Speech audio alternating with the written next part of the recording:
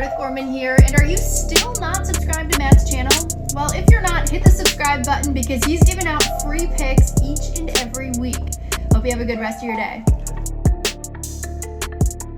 We are back, guys. UFC 322 live from Madison Square Garden in New York. It's a stacked card, especially the main card. We'll be talking the main card like we always do, breaking down the fights, providing free picks, leans, price talk, fades, and more. Systemsportscapping.com or link.me/systemcapping. If you want my personal plays, currently handicapping UFC, NHL, low volume in the NHL, NFL, and the PGA. Got records over there, client comments, working on a new website, so look out for that shortly. UFC Vegas 111 recap, the Bonfim card, right? Gabriel Bonfim, the better out of the two brothers. He got it done. Nice flying knee. Not even really flying, but he got him with a knee. Brown made a mistake, right? He went down, went too low, didn't expect the knee. I thought Bonfim would win that fight. Hopefully he did tail that. I did have the over 1.5 rounds. Tough beat there, right? 30 seconds before it ends. I thought that would go at least, I thought a finish was live, but it'd probably be in the second or third round. It happened a little earlier than I expected. Hopefully you guys didn't do the Bonfim parlay, especially after Bonfim's brother Ishmael lost. What did he? He missed out on weight by like 5 pounds. So anytime you see a larger weight cut like that, you always want to stay away. Maybe bet the other side. If it's just a half a pound, it's a little different. But when you know it's a larger weight cut, there's an issue. There was a training issue. There was a weight cut issue. So you always want to stay away from those. We hit a nice hit on a Morales by submission, plus 175. Nice cash there. Not too sure why Chanel continues to fight. It was an easy play there on the Morales side. Let's get into this card, guys. We had an up and down card last week. It's a pay-per-view card. We hit pay-per-view bets at a very high percentage. Pay-per-view run for the year, around 67, 68% for pay-per-view cards on the year. So we continue to hit them at a high rate year after year. It's a long sample size, guys. Hopefully you have been tailing. Shop around like I always mention. You want to get the best price out there, especially in the UFC. The books vary a ton. From the pricing. So look out for that. Have multiple sports books. Can't stress that enough. Let's get into it, guys. Let's get into it. And we got a fun main event here. Makhachev minus 290 versus Jack Maddalena plus 215. You can get Makhachev, plus 280 out there if you shop around. But he's fairly close to 3 out there in the market. When I do my own lines, I had him 2-1 favorite, 250 minus 250. I ended up deciding on big time fight here, right? Big time fight. Islam is moving up in weight. If you guys don't know, I'm sure you guys probably know already. He wants to get that double champ status, even though he did forfeit up at 155. Two things you really want to look at in this fight, right? And this is what I'm going to be looking at, obviously, in the fight, and what I looked before and who I believe who's going to win this fight, right? Islam moving up in weight. Is it going to be a big size difference? And so far, it hasn't been. I've looked at, well, obviously, want to watch after the scales, right? But so far, what I've seen in their head-to-head and face-off, what I've seen from Islam in his camp, he's put on some good size. He looks a lot thicker, and it's more into his weight, right? He's normally walking around probably 190, guys. And he's cutting down to 155. Now the cut's going to be very minimal. So he's going to be able to, get in that cage more to his size. So I don't think it's really going to affect that much. Jack, fairly big guy, but he's not a huge guy for the division. So I don't believe it's going to be that much of an issue. I don't think it's a big size difference. As I mentioned, Islam put on the weight well. And of course, the key factor in this fight, guys, is going to be the grappling and the wrestling. Can Islam get this fight down on the ground? That's what this whole fight's going to play around at, right? Islam's not going to want to stand and box with Jack for long. At periods, he will. Islam can strike, guys. Hello, yes, he can strike. He's a good kickboxer.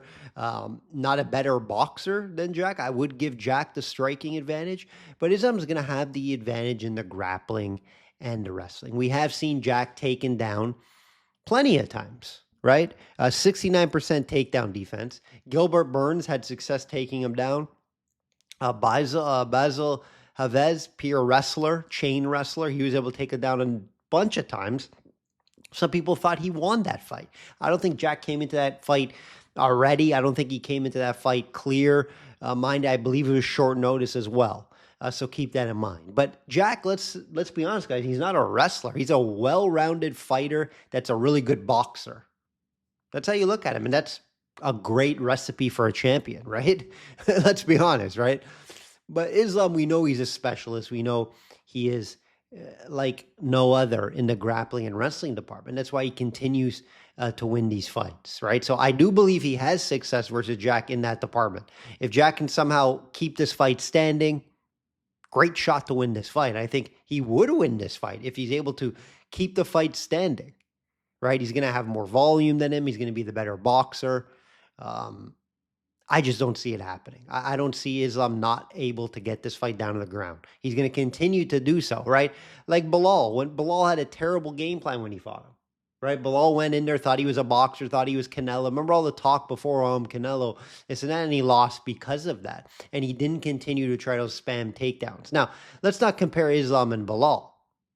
Islam's a lot better wrestler than Bilal Muhammad.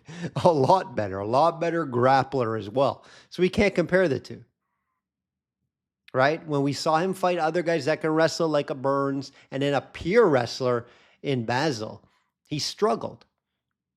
I'm sure he's improved and he got better, but I haven't seen enough with the takedown defense and against guys that will pure chain wrestle. So the only way I can look here is Islam. I also have a few rules, guys, when I'm betting in the UFC. One always is never bet against John Jones. I think that's worked out very handsomely for me, right? Also, never bet against Khabib. Also worked out very handsomely because he's never lost. And then my other rule was never bet against Islam Makhachev. So I'm not breaking it here against a Jack Medellin. It's not going to happen. So I'll back Islam in some capacity here for clients and my own money, and for podcast viewers, he's going to be the play for me. Would I be totally, absolutely shocked if Jack won this fight? No, but I would be surprised, right? Like I mentioned, the way Jack wins his fight, he's able to keep this fight standing. He's able to get up when he gets taken down.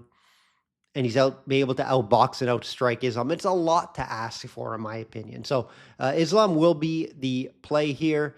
The price is kind of what I thought. I said I had it at minus 250. There's some minus 280s out there, so it's not far off.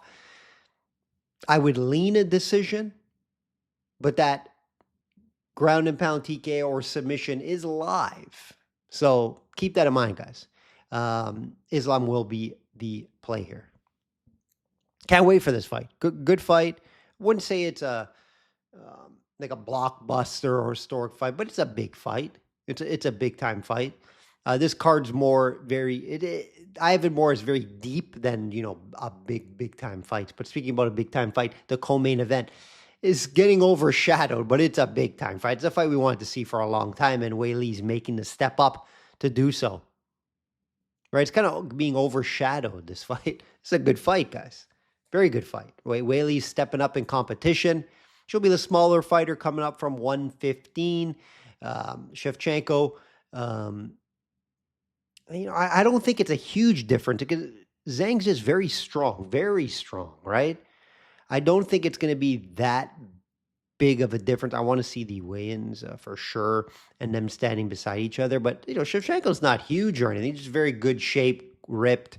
Should be a little taller, but it's not going to be a drastic difference here, guys. But that's why she's favored here. That's why I agree that she should be favored. Anytime the smaller fighter, especially in women's MMA, is coming up to try to challenge, you have to favor the champion, right? And Shevchenko has turned around the last two fights. She's looked great in some of her recent wins, and would be the way I look at in this fight would be the Shevchenko win. I do like the over and round. It's hard to see a finish here. I don't see a finish. So I would have to look at Shevchenko by decision or the over in rounds in this fight. Could a finish happen? I guess so. But it's not going to be like a knockout on the feet. It would have to be some sort of ground and pound or submission win. And I have that at low volume, at low odds. So it'd have to be Shevchenko by decision would be my favorite bet here. Good fight, though. Very excited for this fight. Wei Li is alive, yes. I think Shevchenko is a little too technical. She's going to be able to get Zhang down, in my opinion. I don't think she'll be able to hold her there, but I do believe Shevchenko will be able to mix this up well, make an MMA fight, and probably outland her, but also get some more takedowns, and that will probably just win her a fight on the judges' scorecards. This one I'm very excited for, guys.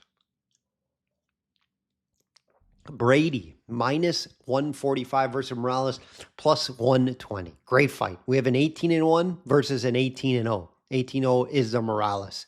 This will be Morales' toughest test yet.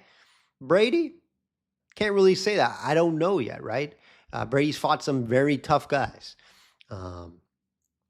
Leon Edwards, Bilal Muhammad. So is Morales in that category? We'll find out here.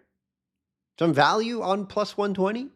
I wouldn't say so. I would like to see Morales as more of an underdog here, and that probably would get my attention a little more, just due to Brady being such a good grappler and wrestler. It's just very elite what he does, and is Morales going to be able to keep the fight standing? So far, his takedown defense has been pretty solid throughout his career, guys. So that's something that does intrigue me here. And what does also intrigue me is he's going to have a big striking advantage. 7-inch reach advantage as well. That striking advantage, though, is big time here. And with an 89% takedown defense, maybe he could keep it standing. Maybe he could keep it standing, guys.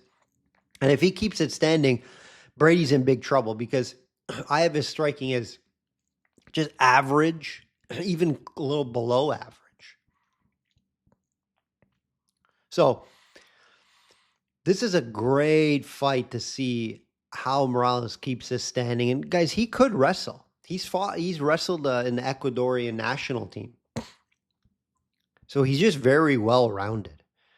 So if you can get a better plus money out there, I'm going to shop around. I'm going to wait more to see if Brady money comes in. I think that is possible. But Morales is live to win this fight. It's just, you're going to be really, really, on the edge of your seat watching this one. Because if Brady just gets him into his world with that big back, he could just hold him on top, control. And then you're just like, why did I bet Morales? He's not as good as a wrestler as I thought. Right? That's very possible here. It's very possible.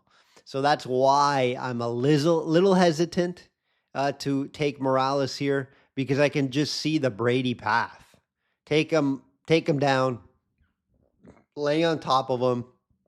Morales can't get up, and maybe Brady finds a submission. I haven't seen enough from Morales in the wrestling and grappling department that I'm confident enough that he could win this fight. So it's a tough one, guys. It is a very tough one because we have a much better striker in Morales versus a much better grappler and wrestler in Brady. Now, I can't really say 100% that Brady's a much better grappler and wrestler, but I can say Morales is a much better striker just because we haven't seen a ton of it in the Morales fights. Most of them are standing. So this is going to be his best wrestler grappler that Morales has faced. And we also have seen Brady chin check. Bilal Muhammad, of all people, knocked him out, guys. It's a little concern. So Morales has a lot more power than Bilal Muhammad, I can tell you that much. So if Morales does connect on Brady, he could be in trouble. So, you guys betting Morales as an underdog, I'm not going to call you crazy. I'm just a little worried about the Brady on top pressure. And he just suffocates him and finds a submission or ground pound. Or he wins a decision by just controlling the fight on the ground. There is that. But you know what, guys? I'm going to take Morales plus money. I like the plus money here, but I am going to be worried. I'm going to be worried that we just see, Brady dominates him with his grappling and wrestling. That would suck, right? But that 89% takedown defense, that wrestling background, has me saying maybe he's just not going to get held down. Maybe Brady will have an issue trying to get the fight down on the ground. And at that plus money price, even though the plus 120 is not great, again, shop around, try to find the best price out there. I think Morales is live in this fight. But, big but, can he keep it standing? Time will tell, guys. I can't sit here and say, yes, he's going to keep it standing 100%. No one knows that, right? The fight will play out. But there's enough from what I've seen with the 89% takedown defense and a wrestling background that maybe he can.